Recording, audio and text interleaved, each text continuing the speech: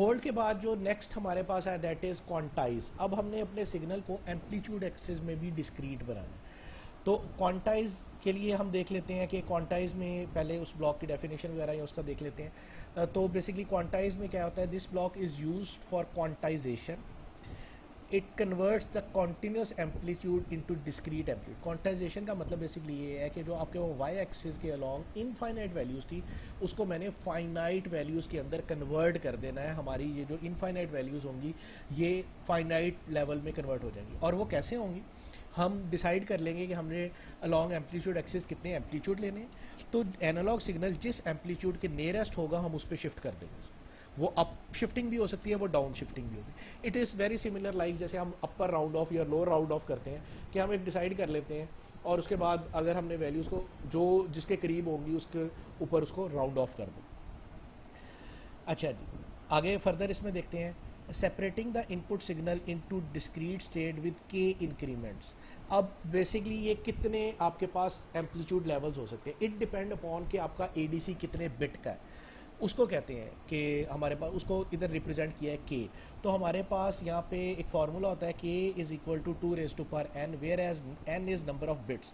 तो 2 raise to power अगर मैं एक बिट लेता हूँ तो 2 रेज़ टू पावर 1, तो के की वैल्यू भी 2। दैट मीन्स मेरे पास सिर्फ 2 लेवल्स अवेलेबल है अपने एम्पलीट्यूड को शिफ्ट करवाने के। अगर मैं एन की वैल्यू रख देता हूँ 2 रेज़ टू पावर 2 4, तो के की वैल्यू हो जाएगी 4। That means now I have available 4 amplitude या 4 लेवल्स अलॉन्ग वाई एक्सिस जिस पे मैं इसको वैल्यूज़ को कन्वर्ट कर सकता हूँ। तो जितने ज़्यादा मैं ये लेवल्स रखूँगा उतनी इन टर्म्स ऑफ एम्पलीट्यूड मेरी एक्यूरेसी बढ़ती जाएगी। तो अगेन ये अब हमें एक फाइनाइट वैल्यू ही रखनी पड़ेगी, इनफाइनाइट तो नहीं रख सकते, लेकिन ये क्या वैल्यू रखनी है, कितने बिट रेजोल्यूशन रखनी है, कितने बिट का एडीसी रखना है, इट डिपेंड्स अपॉन कि आपको अगेंस्ट द एम्पलीट्यूड कितनी एक्यूरेसी रिक्वायर्ड।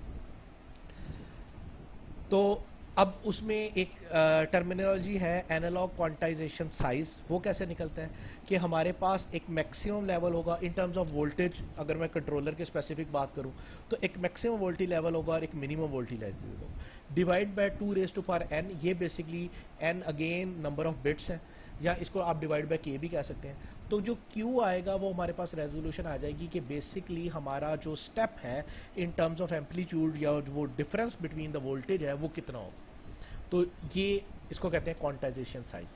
अब ये एक वेव है जिसमें हमने अलॉन्ग एम्पलीट्यूड एक्सिस 4 वैल्यूज़ ली। बेसिकली क्या किया, हमने n की वैल्यू ली 2, तो 2 रेज़ टू पावर 2 4, तो हमने 4 क्वांटाइजेशन लेवल्स चूज़ कर लिए, 1 2 3 4। अब ये देखें जो रेड में आपको ब्लर सी एक या डिम एक आपको वेव नज़र आ रही है, ये हमारा एक्चुअल सिग्नल था। अब इसमें हमने पहले तो सैंपल कर लिया। सैंपल करने के बाद हमने देखा कि जिस नियरेस्ट क्वांटाइजेशन लेवल के करीब हमारा एम्पलीट्यूड बनता था हमने उस पर मूव कर दिया।